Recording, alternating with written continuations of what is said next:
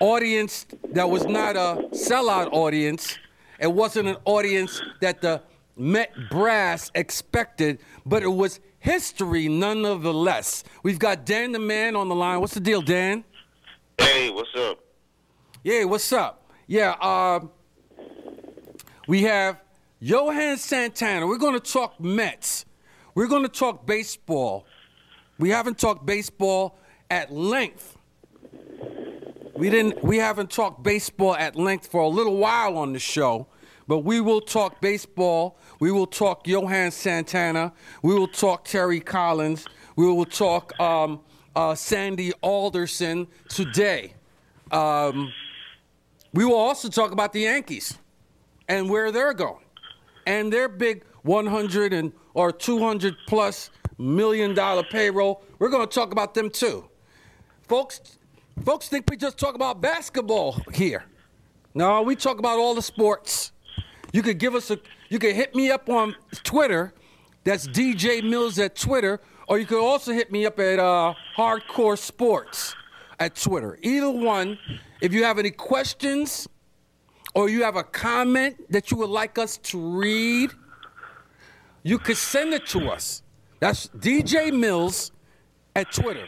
You got to spell it out. DeeJaymillz at Twitter. Dan the Man's on the line. What is your feelings? What are your feelings about this Johan Santana no-hitter? I think it's great because you remember last year was the first time the Mets had a batting champion. And now this year, this is the first time the Mets have had a no-hitter. I look at it as they got the monkey off their back, and who knows, maybe R.A. Dickey will pitch another no-hitter this year. Who knows? Maybe the no-hitters will start to come in bunches, because it's been a long time, because Tom Seaver flirted with about 3 and also a perfect game. I remember Dwight Gooden had about a couple of one-hitters. David Cone flirted with one. I remember in the playoffs, I think it was Bobby Jones. He flirted with a no-hitter in the playoffs. It's great for the franchise. Matter of fact, this can uplift the franchise because, people didn't really have any hopes coming into the season with the Mets, including me. I counted them out. But I think this no-hitter right here, this might really rejuvenate everything in the with the Mets situation. Also, get more fans involved. You may see a whole bunch of fans now pour into Citi Field. You're absolutely right. That's the way I feel. I think this is a great time to have a no-hitter. This isn't September 1st. This is June 1st. And the Mets seem to be pretty much in a hunt. The Mets seem to be pretty much in a hunt. They are one game out of first place, and they're playing above expectations. They're playing above many of us our expectations of the Mets. Nobody expected anything from the Mets. The Mets traded Carlos Beltran. They traded K-Rod. They did not sign Jose Reyes to a contract, and they didn't even offer, according to Jose Reyes, the New York Mets didn't even offer Jose Reyes a contract. And with those 3 stars leaving, and with those 3 stars leaving, and coupled with the Mets bringing up a bunch of no-name players, bringing a bunch of no-name, I shouldn't say no-name because they do have names. I would say folks who are not stars. They brought some non-stars, some rookies, some guys who have been journeymen, minor leaguers. People did not expect much. And coupled with the Madoff situation, the financial situation of the team. The Mets seemed that they were out of money and unable to pay for free agents and bring stars to the Mets. But be it as it may, we don't want to dwell on the negative today. Johan Santana pitched a no-hitter. And being a Met fan, it's been a long time coming. I'm a Met fan. You can't tell because I try to be objective on the show. But I am a Met fan. I am happy, very happy, that the Mets, Johan Santana, pitched his first no-hitter as a Met. And the first no-hitter in Mets history. 50 years. It took 50 years, Dan. And the Mets have been known throughout their history as having great pitching, but no-hitter. Did Jerry Koosman ever flirt? Do you know ever with a no-hitter? Yeah, he had. They all have all the pitchers. Yeah, a bunch of pitchers. Sid Fernandez, Dwight Gooden. Yeah, I remember Sid Fernandez flirted with a no-hitter. I remember that until the sixth inning. I was a little kid. I was a little kid and watched John Matlack flirt with a no-hitter. I think he went 6 innings of no-hit ball, and I was going crazy. I must have been 11 or 12 years old at Shea Stadium in the mezzanine with my auntie, watching the Mets, watching the New York Mets, and watch John Matlack flirt with a no-hitter way back in the days at Shea Stadium. When you were at Shea Stadium, when Pedro Martinez was flirting with a no-hitter? Absolutely. I'm glad you brought that to my thing. Me and Kim went to it was crazy. Kim and I went to Shea Stadium when Pedro Martinez was flirting with a no-hitter. And I got up. This was the 8th inning. I got up to get a drink and came back, and he had gotten a hit. And everybody was getting on me. They said, why did you get up? Because if you didn't get up to get a drink, Pedro Martinez would have got a no-hitter. Yeah, I think he went 8 innings or something, or seven and a half, or 7 2/3 or something like that. Pedro Martinez was very close. And I was also jumping out of my seat. Thanks a lot, Dan, for that. I'm glad you remember that. No doubt. Shout out to Kim, our other VCU alum. He's out there somewhere. He works at the hospital. He works at the Staten Island Hospital. Shout out to Kim Falcon. I think he supports the Staten Island Yankees, and we want to reach out to the Staten Island Yankees also, because Staten Island Yankees are going to be opening up soon. So get your tickets. Get your tickets for the Staten Island Yankees. I'm glad you went to the Staten Island Yankees. I read that Armando Benitez is going to make a comeback with the Staten Island Yankees, ex-Met relief pitcher. That's what's up. That is what's up. And I heard John Maine was signed. So we might see John Maine. John Maine was signed to a minor league contract with the Yankees, you know. So we might see John Maine over right here in Staten Island. Right here in Staten Island. We could see all the upcomers, all the upcomers, retreads, stars of the future, right here at the ferry. Right here at the ferry. So it's Staten Island Yankee Stadium. That's right here at the ferry. So, yeah, shout out to the Mets. And, look, I give the Mets a shot. They're 1 game out of first place right now. Major League Baseball added an extra wild card. So they gave it another boost right now to get another team in there. So the Mets have a shot. If they could hang on. I'm not talking about win the division, but if they could hang on And listen, not for nothing, they got two dynamic starters right now, Johan Santana and R.A. Dickey. That's what you need. If you have two starting pitchers that are lights out and a closer that's lights out in this league, you could win. If you have a pitcher, if you have two starting pitchers that are lights out, you could win in this league. You can win. That's all it takes. And a closer. And somewhat some good hitting. Listen, we watched some teams. We're Met fans. We watched those teams. The Mets had nobody, basically. They had nothing. They had no running skills. They manufactured hits.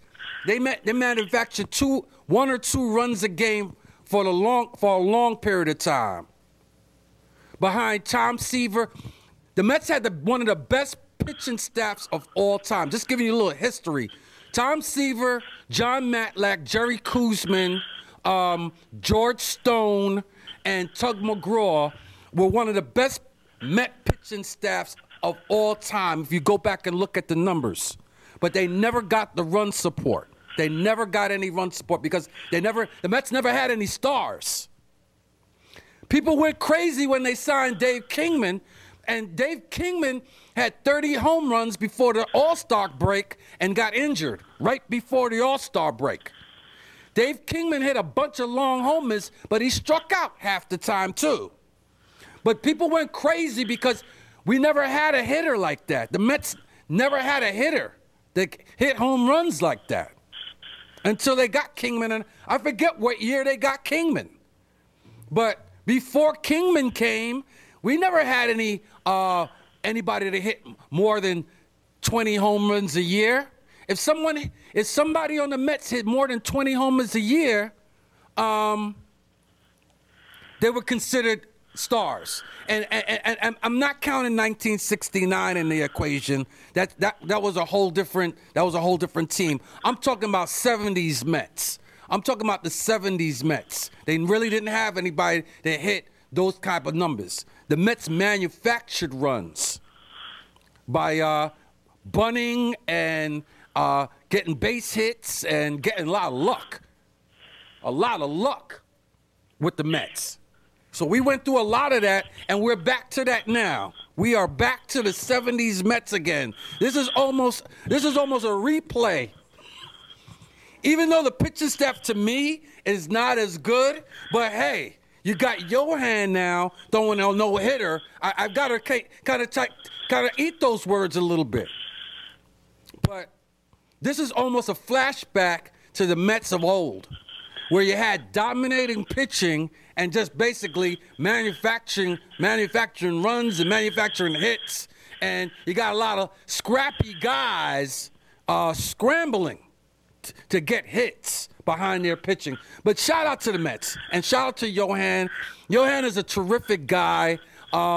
He's a very humble individual, and he sacrificed a lot to come to the Mets, and it couldn't happen to a nicer fellow. So shout out to him. Congratulations to him. Also congratulations to Terry Collins. He doesn't get enough credit. That guy comes in with a lot of energy. He was behind the 8 ball when he got here. He was behind the 8 ball, and a lot of pressure was put on him when he got here. So shout out to him because he always has the great demeanor. Terry Collins, like him or not, like the Mets situation or not, Terry Collins always comes in positive, and he always has a smile on his face. He has a good demeanor about him, and a shout out to him. I'm really appreciative that we were able to see something special with two special people at the helm, Terry Collins and Johan Santana. Shout out to them. So moving right along, we've got the NBA. The NBA. I want to get your take on this, Dan, because I was upset this week. Would you consider? I'm gonna just ask you this question. You could answer it honestly, because maybe I'm off. Do you consider Tim Duncan the best power forward in NBA history? Yeah. Yeah, he is. He is the best power forward in NBA history? In NBA history? Yes, he is. Woo! He's better than Karl Malone? Yeah, definitely. Did you see the numbers? Yeah, but sometimes you can't go by a guy scoring. A guy can average 30 points a game every year, but he doesn't make his team better. When Tim Duncan first came into the league, in his first year, the San Antonio Spurs really started to play very competitive ball. And it is only his second year in the NBA, being the rookie or new star of the team. They won a championship. Remember, they beat the Knicks in '99, and that was all she wrote. And look at the Spurs since '99. They have a chance to win their 5th championship in 13 years. I think that is incredible, and that's like a small market team.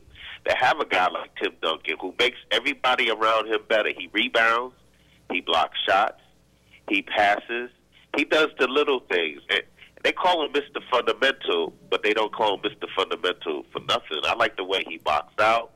I mean, he's, when you think that you're totally out of the game, especially the Spurs, he comes up with some of the biggest plays you ever want to see.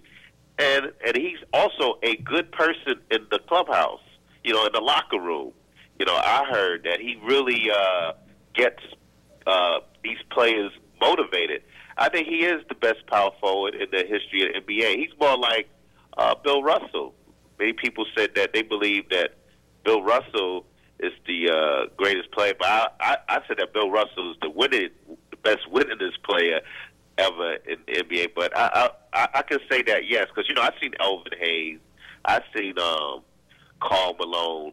They put up big numbers. Elvin Hayes put up like 17, 18 rebounds a game and, 27 points a game.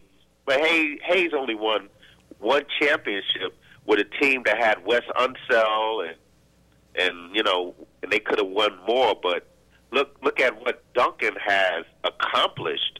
He really hasn't had anybody big around him except for old David Robinson. If you look at it, he has had Tony Parker, the point guard, Manu Ginobili, and then a bunch of other role players. I think that's phenomenal. Don't you think so? Definitely. I don't think he's the best power forward of all time. I think that's a stretch. I would have to disagree with you. I agreed on every point that you made about Tim Duncan and his play, but I don't disagree. I have to definitely disagree with you as the best power forward of all time. I think that's a stretch. I don't even think that Tim Duncan's better than Garnett. You don't think he's better? I think he's better than Garnett. I don't think he's better than Garnett. Absolutely. What? I'm talking about not Garnett today. Remember when Garnett came in this league? Garnett was handling the ball like a point guard. Garnett could do it. Now, you talk about a guy who could do everything, pass the ball. I mean, Garnett, when Garnett first came in the league, the way that Garnett was handling the ball and bringing the ball down court, first of all, nobody can take away what Tim Duncan, and by no means, no way, and by no means am I trying to take away what Tim Duncan has accomplished with the 4 championships and stuff like that. But the numbers, as we always say, the numbers don't lie. The numbers do not lie. You can't go by the numbers. I mean, but like Karl Malone Karl Malone is like way. It's like he's the second leader scorer of all time. And Karl Malone is in the top 10 rebounds. Tim Duncan is nowhere close to his numbers. And the numbers don't lie. Well, individual play.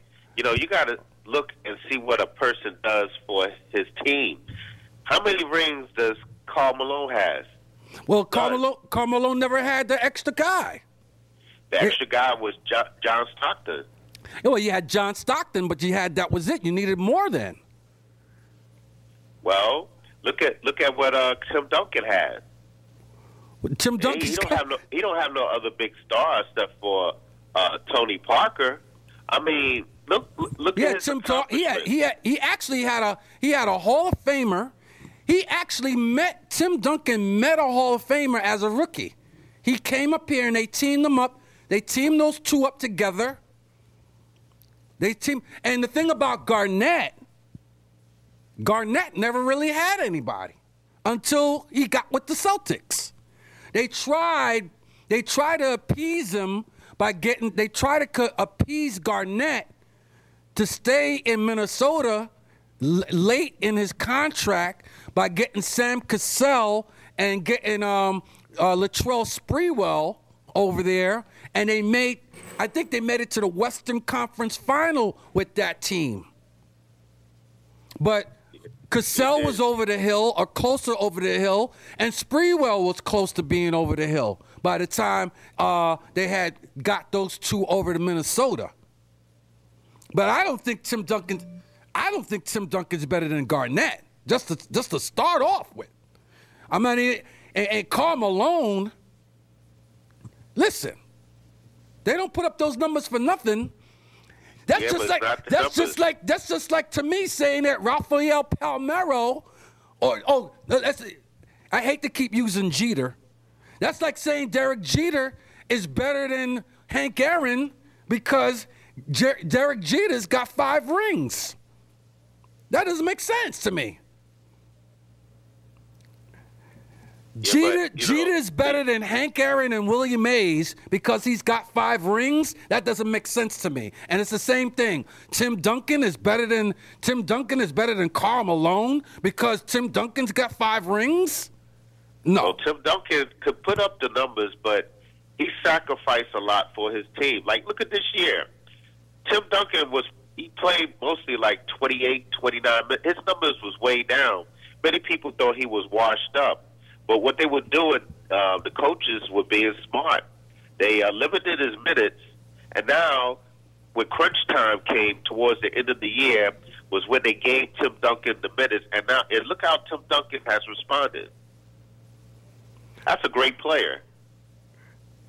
He's a great player, but like I said, and I think I don't want to beat a dead horse, but Tim Duncan is definitely a great player. He's definitely a Hall of Famer without a doubt, and I think the debate is good.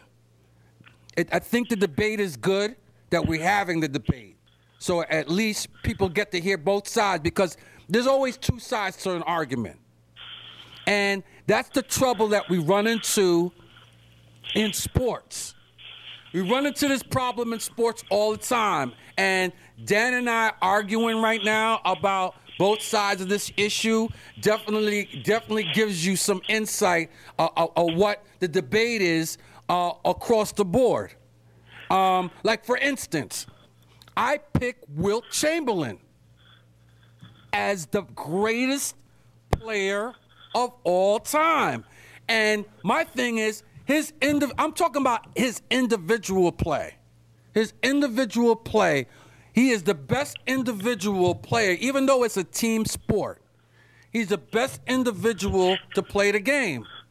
But a lot of people will pick Bill Russell because Bill Russell won 11 championships. A lot of people will pick Michael Jordan because Michael Jordan won 6 championships. And a lot of people just base and that's my problem. That's my problem in a nutshell. Not just talking about Duncan, but talking about a whole bunch of other players.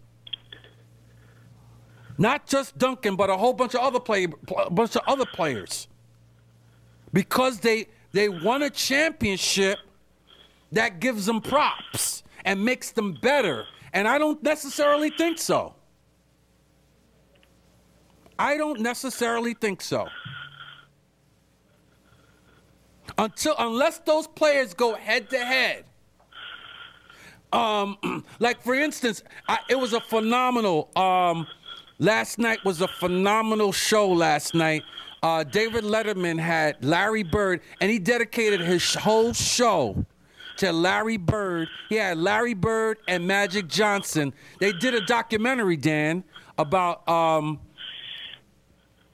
Larry Bird and Magic Johnson, stuff you don't know. Magic Johnson, they did a commercial with Magic Johnson and Larry Bird way back when they were young. And they've got footage and everything. They went and shot this commercial at Larry Bird's house. But I'm sure in the 80s, people were arguing who's better, Magic or Bird? Who's the best player out of those two? And it's funny, David Letterman asked Larry Bird who he thought was better, and Bird said that he thought Magic was better, and then he asked Magic who he thought was better, and Magic said that Bird was better. So it's a phenomenal argument, and there will always be the people who are going to argue and say the guy with the most championships is the best. The guy, without a doubt, with the most championships with the best. I don't side with that necessarily. I also look at their individual numbers because their individual numbers mean something. We only got a minute and a half left. What about Kareem? Dan. What about Kareem? What about the Kareem? Yeah. I mean, where does he fit on your list? As far as... he's up there. I mean, I was just looking at the other day. When they started talking about dunking, I said, wait a minute, I got to catch myself. Kareem Abdul-Jabbar is the #1 leader in scoring. He's the career's leader. He's got 38,000 plus points. Nobody has scored more than Kareem. And he's third all time in rebounds. We got to stop there because we run out of time. I want to shout out to Dan the Man, Kenny Graham, Eileen Hanlon, CTV. Watch action videos. Check us out on livestream.com. That's livestream.com/DJ Mills. You can watch hardcore sports. You can watch action videos 24/7. So check us out at livestream.com/DJ Mills. Hit me up on DJ Mills at Twitter, and I'll see you next week. We'll be at the Belmont. Peace. Dag, man, that went fast.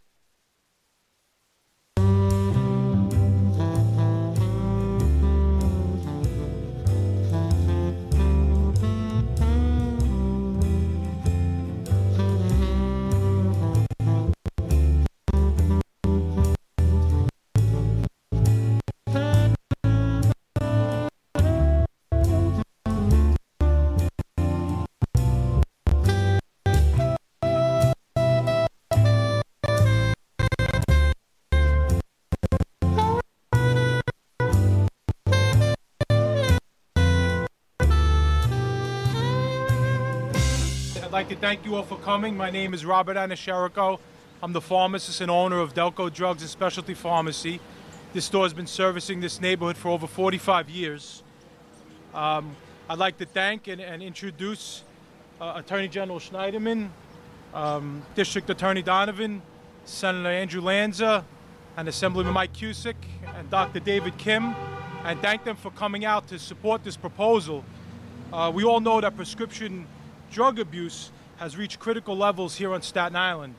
Pharmacists are on the front lines of this abuse, and quite often myself and other pharmacists are sending patients away that desperately need their medications due to fears that we have.